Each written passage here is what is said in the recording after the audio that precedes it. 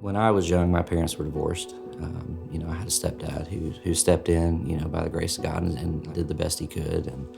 But I think ever since then and ever since a young age, I just kind of lived by this mindset of I'm going to do things different. I'm going to do things better. I'm going to control everything. I'm going to be a great husband. I'm going to be a great dad. I spent most of my life trying to be God of my own kingdom, trying to do things my way. I got to have this job. I've got to succeed at this job. I'm going to be this.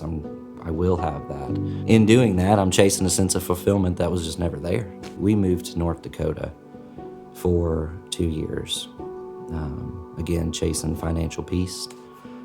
Couldn't make things work here in Georgia with jobs, and an opportunity presented itself out west to go out there and work. And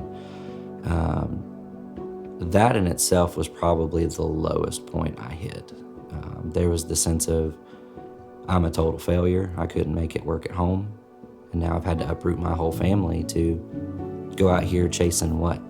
We made it through that. We moved back home, and I had this sense of, okay, it's gonna get better, and then it didn't.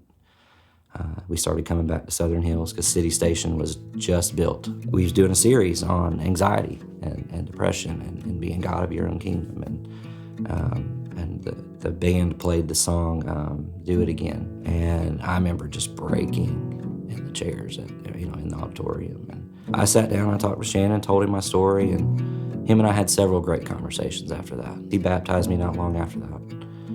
And I would like to say that that was the fix-all, but even though that day I made huge efforts in taking steps toward being better and chasing the right things and, trying to walk in obedience to what God's plan is for me, I was still gonna do it my way. I'd worked a long day, and then, there was the accident. The next morning, I'll never forget the feeling of driving and feeling like someone turned a light switch off. And then standing up on the grass, still inside of the truck, and then having to climb up and out the passenger side of that truck and jump off the other side.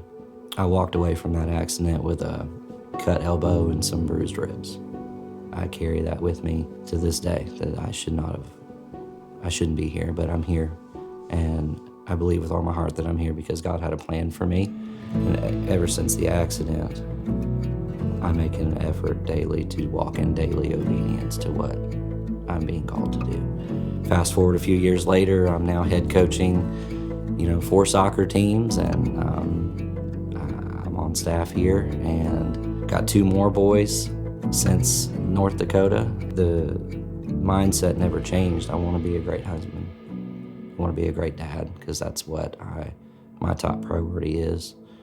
But my identity is no longer found in that.